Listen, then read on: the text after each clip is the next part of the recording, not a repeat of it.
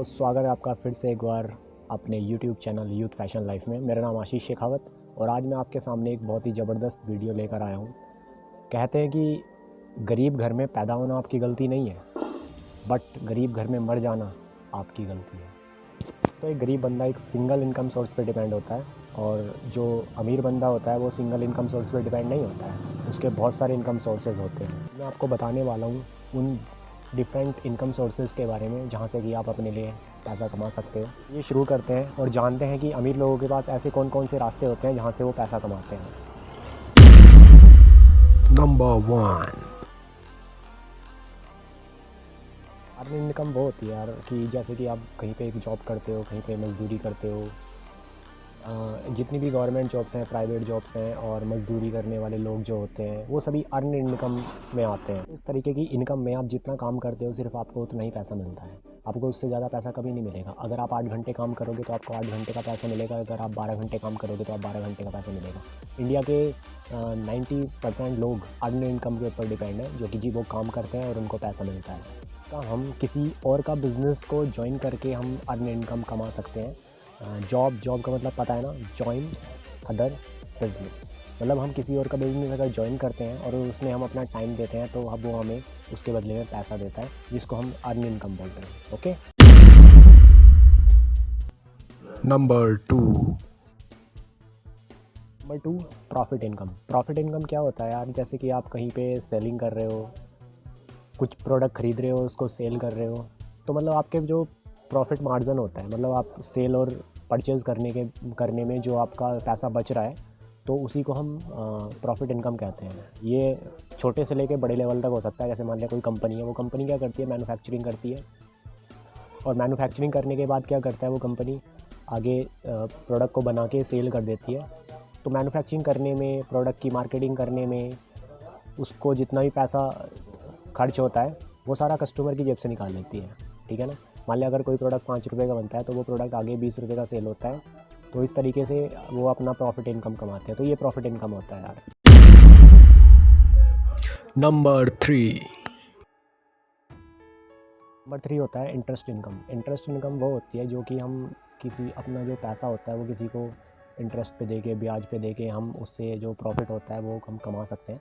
Like कोई bank भी होता है। बैंक क्या करता है, बैंक अपने जो पैसा होता है वो लोगों को ब्याज पे देता है और उनसे इंटरेस्ट लेता है। इसी तरीके से कोई पर्सन भी जिसके पास बहुत सारा पैसा है वो अपने पैसे को क्या कर सकता है, लोगों को दे सकता है। जिन लोगों को ज़रूरत है उनको ब्याज पे देता है, अलग अलग परसेंटेज रेट पे, 1%, 2%, 5%, 10%, इन रेट पे दे के वो अपने पैसे से ही पैसा बना लेता है।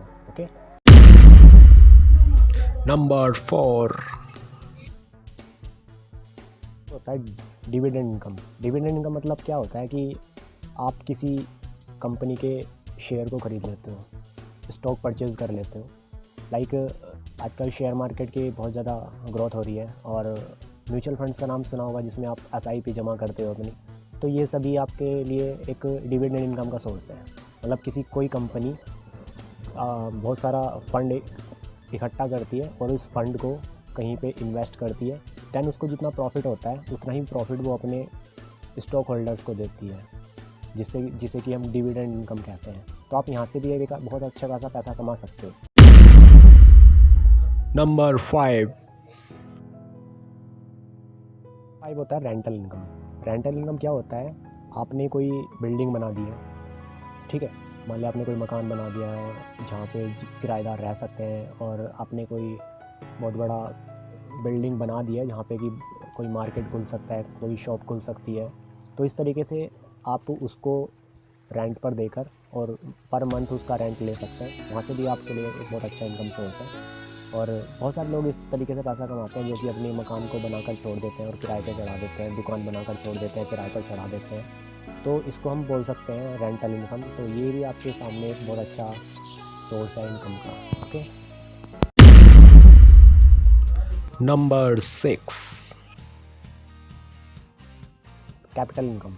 कैपिटल इनकम क्या होती है कि आपने जैसे कि कोई ज़मीन ख़रीद ली है, ठीक है, और आपने ज़मीन खरीद 2010 में, तो 2015 में नॉर्मल सी बात है कि उसका रेट बढ़ जाएगा।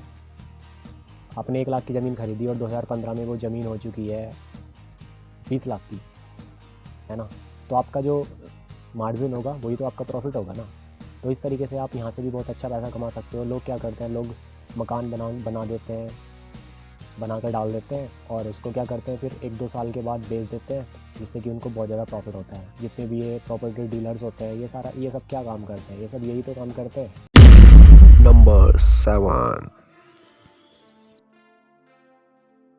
Royalty income. रॉयल्टी इनकम क्या है, जैसे कोई सिंगर होता है, कोई डायरेक्टर होता है, ये लोग क्या करते हैं, ये लोग अपनी सिंगर ने सिंगिंग कर दी है, डायरेक्टर ने मूवी बना दी है, और इसमें राइटर भी आते हैं जो कि बुक्स लिखते हैं। राइटर ने अपनी एक बुक लिख दी है, तो वो आने वाले जितने भी टाइम को सेल होती रहेगी। जैसे कि आप मान लिया इंटरनेट से कोई सॉन्ग डाउनलोड करते हो, तो उसका जो सिंगर है उसके बाद पैसा जाता है, उसे रॉयल्टी मिलती है।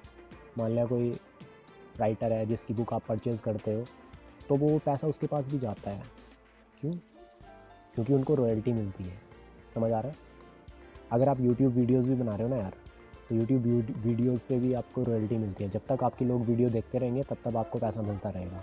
ये भी रॉयल्टी इनकम के अंदर आता है। ओके, तो आपके पास पैसा कमाने के बहुत सारे रास्ते हैं, और बस अपने माइंड को ओपन करना होगा। हमारे इंडिया के लोगों का क्या है, माइंड थोड़ा क्लोज है, उन्हें पता ही नहीं होता है। वो सिर्फ एक ही इनकम के ऊपर डिपेंड होते हैं कि अर्न इनकम, कि काम करो पैसा मिलेगा, काम करो पैसा मिलेगा। यार इन पैसा कमाने के बहुत सारे रास्ते हैं, बस अपने माइंड को ओपन करके हमें उन रास्तों को देखना पड़ता है और नई नई अपॉर्चुनिटीज़ को देखना पड़ता है। बोल रहे हैं कि आजकल बहुत ज़्यादा बेरोज़गारी हो चुकी है, लेकिन बेरोज़गारी सिर्फ उन लोगों के लिए है जो कि सिर्फ एक सिंगल इनकम के ऊपर डिपेंड होते हैं, अर्निंग इनकम के ऊपर डिपेंड होते हैं। ठीक है ना, उन लोगों के लिए बेरोज़गारी नहीं है जो कि जिनके पास कि ये बहुत सारे रास्ते हैं। ठीक है, तो उम्मीद करता हूँ कि आपको इस वीडियो से बहुत कुछ सीखने को मिला होगा। और अगर वीडियो पसंद आई हो तो वीडियो को लाइक कर देना प्लीज़। थैंक यू और ऑल द बेस्ट।